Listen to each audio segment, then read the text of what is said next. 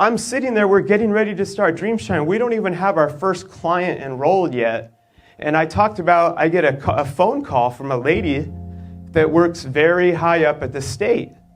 And that was back when we had flip phones. So I flipped my little phone open. I'm 26 years old at the time.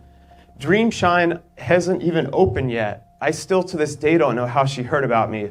I'm I was making brochures on a Word program and mailing them back before you could scan and email. I'm actually mailing them in the real mail, dropping them off everywhere. I had a fax machine that was connected through an extension cord in the barn. And I answer the phone, and on the other end, this lady's like, "Hi, I'm so-and-so." I don't need to mention her name, but she made it very clear. I work very high up at the state next to the governor. We've been doing it this way for 35 odd years, and I'm just calling you to do you a favor to let you know you shouldn't open Dreamshine. And I'm like, who? What? How did you get my number? Is this a joke? Why are you? And then I said, "Are you threatening me?" And she goes, oh no, I'm not threatening you. I'm just letting you know that we've been doing it this way. We have all of our own programs that the state owns. We control the funding, and it's not going to work out for you, and I'm trying to help you. I said, "Thank you so much for your help. Don't ever call me again." And I hung up. Again, passion. I'm not doing jumping jacks and doing the running man in this moment. When people say, when you're going after your dream, when they say you're going to enjoy it and you'll never have to work another day in your life again, people get that kind of twisted and they think that means you're going to be, yes, everything's going to be awesome. The thing is, you're going to work harder than you've ever had to work in your life, but it's going to be different because you're going to connect it to your why. And for me, it was this young man named Brian Brooks. I don't know how many times I've told this, and I can barely not ever do without tearing up, but he was a young man born with autism, dual diagnosis of autism, developmental disabilities, in his mid-20s, and I used to do weekend care with him at that time. I was working multiple jobs, and I remember after high school, his mom tried him, I just kicked that over, sorry, in one of those state programs that I was talking about, that wonderful lady that gave me the great help called, that monopolized the state. The only ones they had available, they had him in it.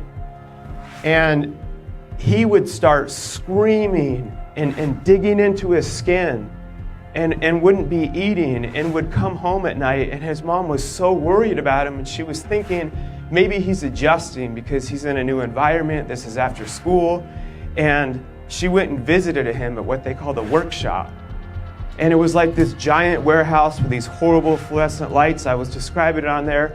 And she saw him, and all this she let him do is he just sat there. He's an active young man, and he was digging so much into his skin that it'd be bleeding and there'd be blood coming out, and he was ripping out the scabs. She'd go to take him in the morning, and he would just be screaming every day. So she had to quit her entire career. She's a single mom raising him. And he couldn't be left home alone. He's very high functioning in a lot of ways, but he needs assistance with eating. He doesn't understand, he could turn things up and start a fire. He doesn't understand a lot of those things. She had to quit her whole career and got something. I think she got a job doing medical billing. He was home with her every day, so he was safe. But when I told her about Dreamshine, she was so excited about it.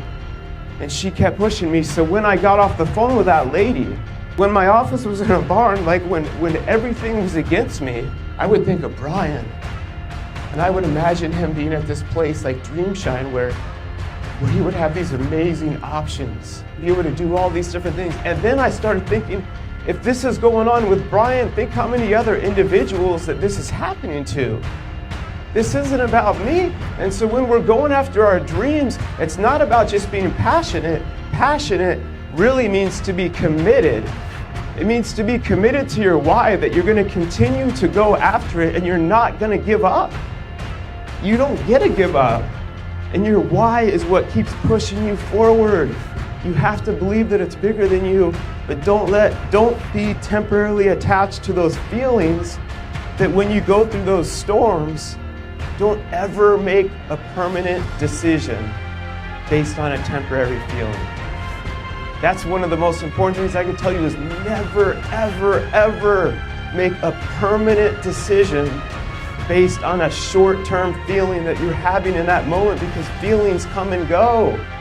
That's not what passion is.